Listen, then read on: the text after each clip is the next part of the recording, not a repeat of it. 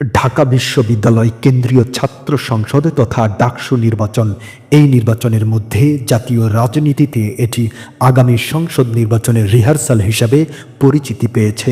বিশ্লেষকরা বলছেন, এই নির্বাচন শুধু ক্যাম্পাস রাজনীতির সীমায় আটকে থাকবে না, বরং তা আগামী জাতীয় সংসদ নির্বাচনে ভোটারদের মানসিকতা ও রাজনৈতিক সমীকরণেও বড় প্রভাব ফেলবে।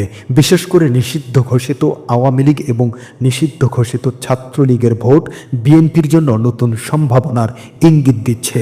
5 আগস্ট আওয়ামী লীগ সরকারের পতনের পর দলটির কার্যক্রম নিষিদ্ধের পাশাপাশি নিষিদ্ধ ঘোষণা করা হয় ছাত্রলীগকেও।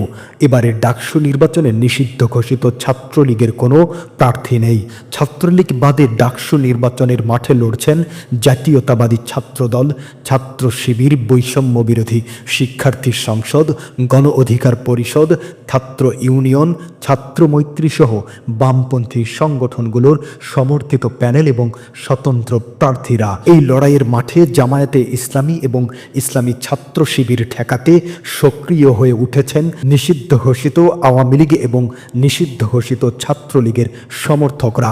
কার্যক্রম নিষিদ্ধ আওয়ামী লীগ এবং নিষিদ্ধ ঘোষিত ছাত্রলীগ অ্যাক্টিভিস্ট ও সমর্থকদের অনেকে অনলাইনে শিবির ঠেকানোর ডাক দিচ্ছেন। ছাত্র দলকে সেকেন্ড বেস্ট হিসেবে ভোট দেওয়ারও আহ্বান জানাচ্ছেন তারা। আওয়ামীপন্থী অ্যাক্টিভিস্ট অমির রহমান পিয়াল ছাত্র শিবির ঠেকাতে ছাত্র দলকে ভোট দেওয়ার আহ্বান জানিয়েছেন। তিনি ফেসবুকে লিখেছেন, মনে রাখবেন, ডাকসুতে প্রতিদ্বন্দ্বিতা হইতেছে ছাত্র দল আর ছাত্র শিবিরের। ছাত্র দলের প্যানেল একটাই, বাকি সব শিবির প্যানেল। তাগো লোক নানা রূপে, ছাত্র দল যত খারাপই হোক আমাগো খারাপ, 90-এ আমাগো লগে রক্ত দেওয়া। শিবিরের মতো মোনাফিক না, সাপ না, বিশ্বাসঘাতক না। তিনি আরও লেখেন, ঢাকা বিশ্ববিদ্যালয়ের ঐতিহাসিক ঐতিহ্য ধৈর্য রাখতে ছাত্র দলরে ফুল প্যানেলে জয়ী করুন।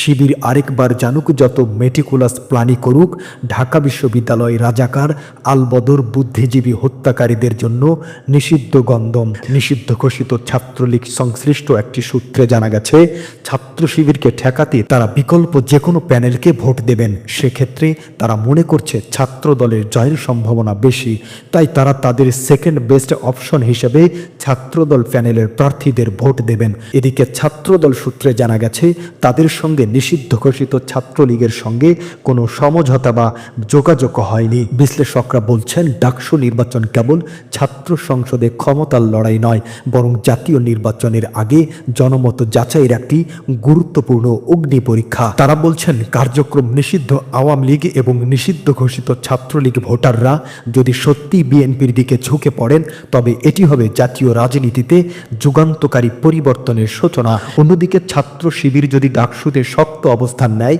তাহলে জাতীয় রাজনীতিতে তাদের দর কষাকষির ক্ষমতা বাড়বে, ইসলামপন্থী রাজনৈতিক দলগুলোর ঐক্য ও মনোবল বাড়বে। একই সঙ্গে আগামী সংসদ নির্বাচনে জামায়াতে ইসলামীর ভোটে এটি ইতিবাচক প্রভাব ফেলবে।